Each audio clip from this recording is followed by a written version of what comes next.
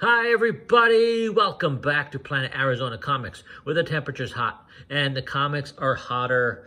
But yes, we are getting hot. It is that time of year that is the slow and inevitable crawl up into the hell that is 115.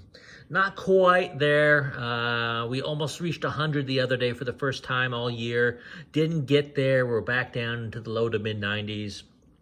And we'll keep it there as long as it can get, but it's coming. It's certainly coming. Have a kind of truncated show for you this week. Not going to do any spec. Not going to do any new pickups.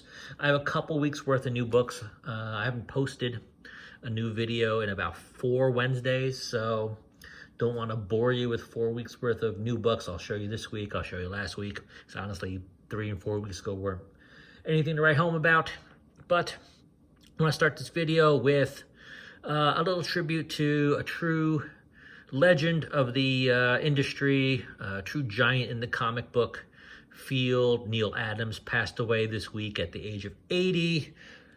Huge influence on a lot of artists I grew up with in the 80s. Todd McFarlane, Bill Sienkiewicz. A lot of big artists from the 80s were heavily influenced by Neal.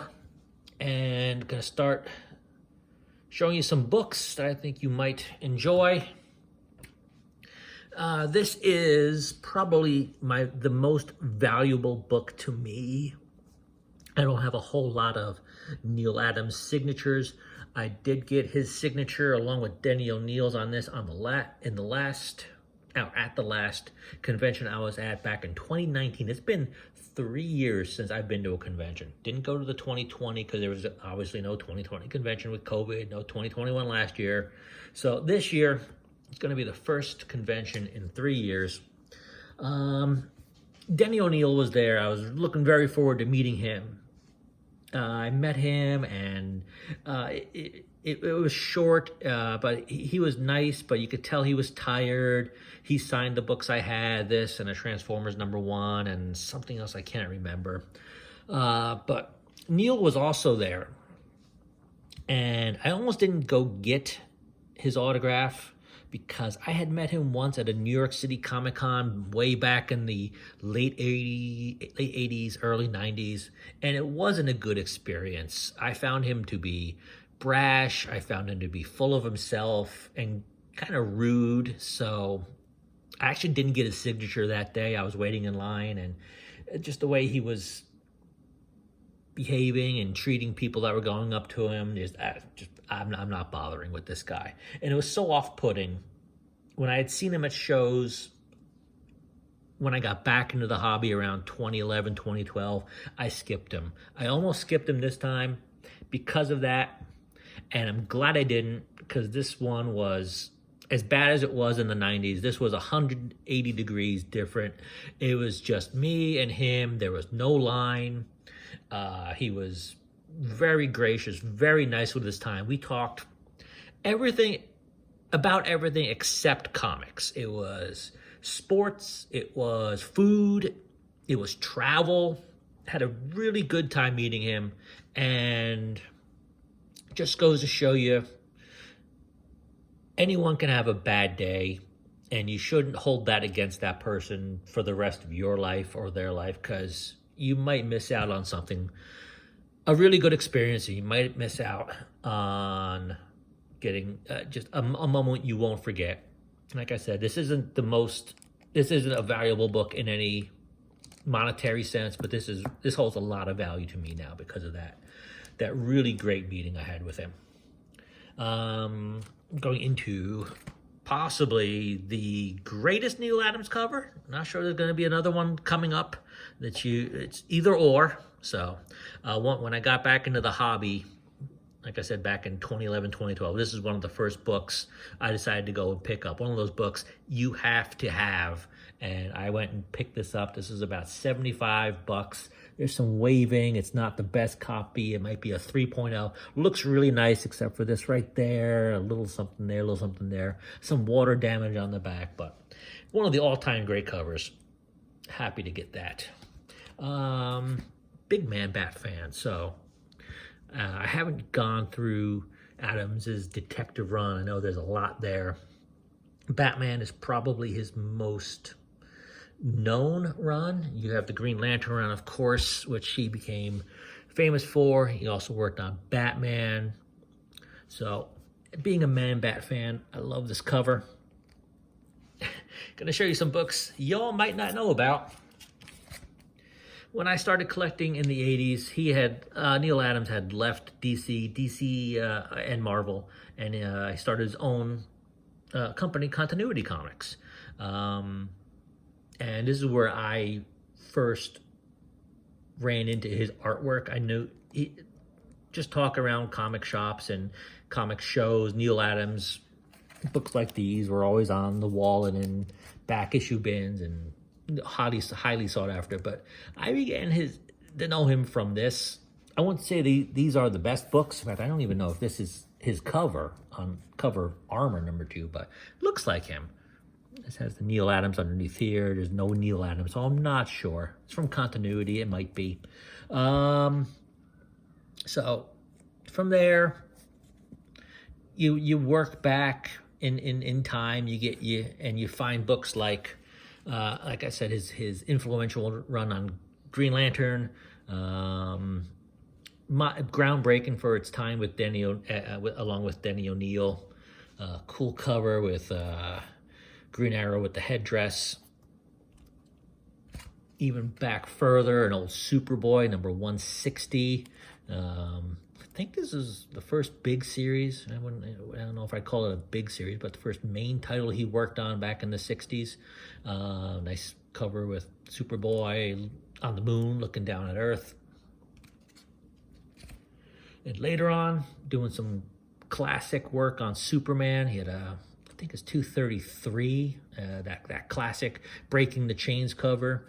He did a couple more on this series. Nice Superman, really mad, the lines going out.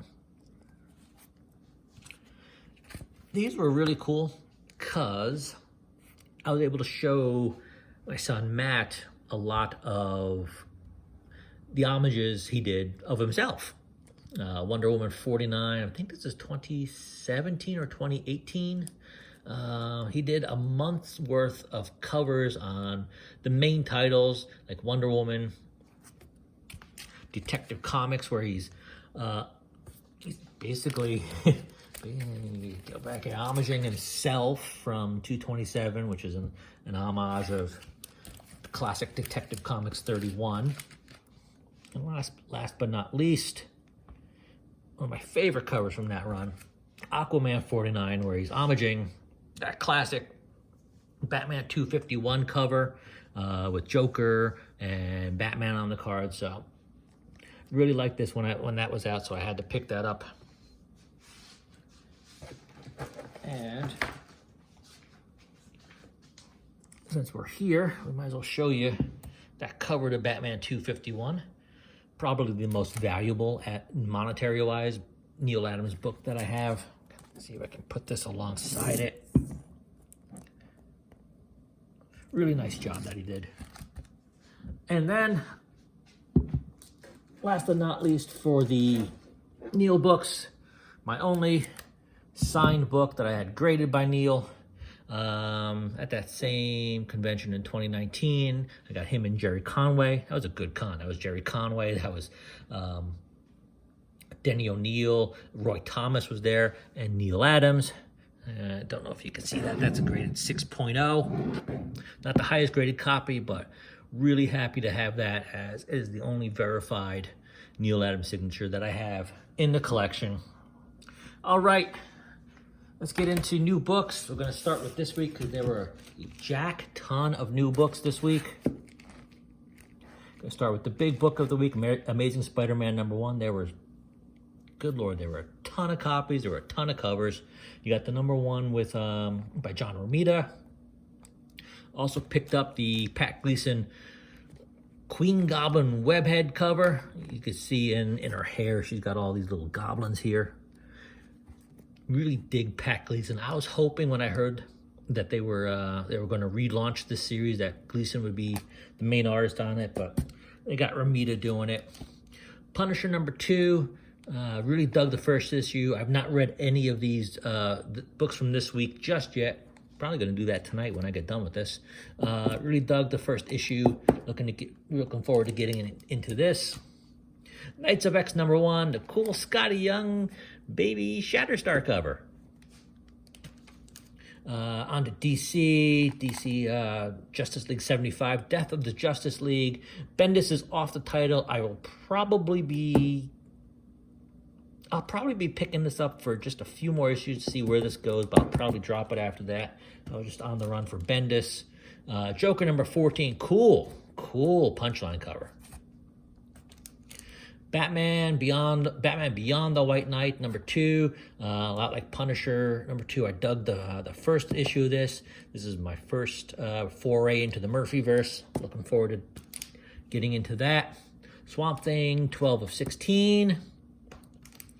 Gunslinger Spawn #7. Of all the 4 Spawn titles, this is probably my favorite at the moment. Even better than the flagship Spawn series. We have Demons #2. Great. It was a great first issue by Scott Snyder and Greg Capullo, so looking forward to that one too. And finally, another G.I. Joe one-shot, Cobra. Well, of course, everyone loves Cobra, but man, these one-shots for $8 are really killing me. Just killing me. All right, from 2 weeks ago, we got best book on the market, Nightwing #91, Nightwing and Flash together. Catwoman #42. Found out through the wire that this cover here is darkened from the original cover. The original artwork had a much more sheer costume. You could see underwear. Even through this, you could almost see garments underneath. A bustier here and some garters here, so would really like to see them at some point come out with that. Probably a 125 or a 150 somewhere.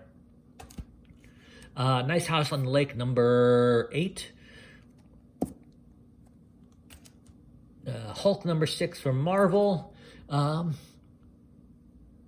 don't know. I think I like this. It's just so out there. It's just, there's nothing like it. You can't compare it. I have no words beside every time I read this. It's like, what did I just read? It's like, good Lord. If anyone saw Everything Everywhere All at Once, it's that same feeling. Not quite to that degree, because that was like the most bizarre thing I've ever seen in a movie theater in a long time. This is similar emotions to that. Gwenverse #2, the Land variant. Wolverine #20, Wolverine and Deadpool together. Fun read, liked it. High Republic, Star Wars High Republic #15. Punisher #1 second print, really like that cover. And last but not least, Animal Castle #5. There's a lot to this book. It took a long time to just read every word. It was like I had to take 2 breaks. That's how long it was. All right, that's what I got for you guys this week. Let me know what you think. Let me know what you're picking up. Let me know what you think I should be picking up. Thanks for stopping by, and we'll see you next time.